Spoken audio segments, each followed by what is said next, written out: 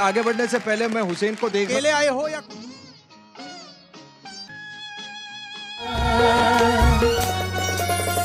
जो Indian idol का stage है, इस एक स्टेज में लाखों ऐसा। ईद के दिन सब मिलेंगे अपने अपने यार से, हम गले मिल मिल के रोएंगे दरो दीवार से। जरा सोचिए, एक high stakes reality TV audition चल रहा है और उसकी शुरुआत इतने गहरे, दिल चीर देने वाले शेर से होती है। आमतौर पर शुरू कर देते हैं, है ना? लेकिन यहाँ कहानी बिल्कुल अलग थी। आज हम इसी ड्रामेटिक पल को गहराई से डिकोड करने वाले हैं, जो कला, जज्बात और तकनीक के बीच के एक बहुत ही खूबसूरत लेकिन मुश्किल संघर्ष को दिखाता है। तो आज की इस चर्चा का विषय है पैशन। ये देखना वाकई बहुत दिलचस्प है कि कैसे एक ही मंच पर कला के दो अलग अलग पहलू टकराते हैं, जहां एक तरफ एकदम शुद्ध जज्बात हैं और दूसरी तरफ संगीत की वो कठोर तकनीकी कसौटी। चलिए सबसे पहले उस आवाज से मिलते हैं जिसके इर्द गिर्द ये पूरी कहानी घूमती है, और देखते हैं कि ये सब शुरू कहां से हुआ। ये कहानी है सलीम अहमद की। सलीम मंच पर आकर हल्द्वानी, जिला नैनीताल से आए हैं। अब देखिए, मंच पर उनका आना कोई रूटीन ऑडिशन नहीं था। वो एक बहुत ही स्पष्ट लक्ष्य लेकर वहां खड़े थे, और वो लक्ष्य था जज नीति मोहन को अपनी कला से इम्प्रेस करना। एक सादगी भरे बैकग्राउंड से आकर इतने बड़े मंच पर बिना किसी घबराहट के अपनी बात रखना, ये अपने आप में काफी बड़ी बात है। जब वो अपनी परफॉर्मेंस शुरू करते हैं, एक ऐसा तरीका जो किसी ने सोचा भी नहीं था। सलीम का अंदाज एकदम जुदा था, बिना कोई वे दिल के जज्बात बयां करने के लिए इस्तेमाल होती हैं। और सच कहूं तो सलीम ने एक ऐसा नाटकीय शेर पढ़ा जिसने पलक झपकते ही पूरे कमरे का माहौल ही बदल दिया। गाना शुरू होने से पहले ही उन्होंने खुद को एक ट्रैजिक हीरो के रूप में स्थापित कर लिया। सबका ध्यान खींचने का क्या कमाल का तरीका था ये। और जजों का रिएक्शन, वो भी तुरंत और बिल्कुल साफ था। उन्होंने फौरन नोटिस किया कि सलीम के शेर और उनके हाव भाव में वो टूटा हुआ दिल जो दर्द में लिपटा हुआ है, साफ साफ झलक रहा था। जजों ने उनके इस अनोखे अंदाज, चेहरे पर दिख रहे गहरे दर्द और आंखों की उस खास कशिश की जमकर तारीफ की। बात यहां तक पहुंच गई कि जजों ने कह दिया कि वो बिल्कुल किसी हीरो की तरह गाते और एक्ट करते हैं। मतलब कभी कभी आपके एक्सप्रेशंस आपके सुरों पर भारी पड़ जाते हैं।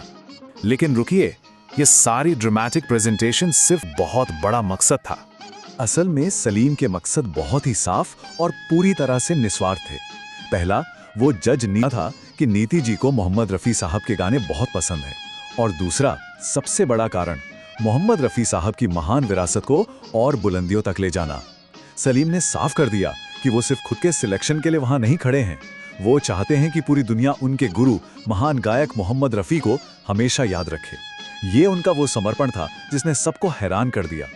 और यही वो निस्वार्थ भक्ति है जो हमें इस ऑडिशन के सबसे बड़े टकराव तक ले जाती है। यहीं पर भावनाएं और तकनीक आपस में टकराती हैं। इसे ऐसे समझते हैं, एक तरफ है साइड ए, यानी एक गीतकार के रूप में सलीम, जिनकी अभिव्यक्ति लाजवाब है, गहरा दर्द है और एक कमाल का पोएटिक अंदाज है। और दूसरी तरफ है साइड बी, यानी एक सिंगर के रूप में सलीम, जो सुर, पिच और टेक्निकल गायन में काफी संघर्ष कर रहे हैं। जजों ने बिना किसी लाग लपेट के सीधे शब्दों में कह दिया कि आपकी अभिव्यक्ति तो बेदाग है, लेकिन आपके गायन में जो पक्के सुर होने चाहिए वो कहीं मिसिंग हैं। एक जज ने तो इस कड़वे सच को बहुत ही सटीक तरीके से सामने रखा। उन्होंने कहा, अगर मुझे चॉइस हो कि भाई मैं आपको लिरिक राइटर लूं या सिंगर लूं, तो मैं आपको लिरिक राइटर लूंगा। ये जो फीडबैक था ना, ये रियलिटी शोज की उस क्लासिक दुविधा को परफेक्टली समेट लेता है, जहां एक तरफ बेहतरीन स्टाइल और भावनाएं हैं और दूसरी तरफ कठोर तकनीकी जरूरतें। अब इस फीडबैक ने एक बहुत ही अहम सवाल खड़ा कर दिया, क्या केवल बेतहाशा जुनून और बेजोड़ स्टाइल एक अपूर्ण पिच या बेसुरी आवाज की भरपाई कर सकता है?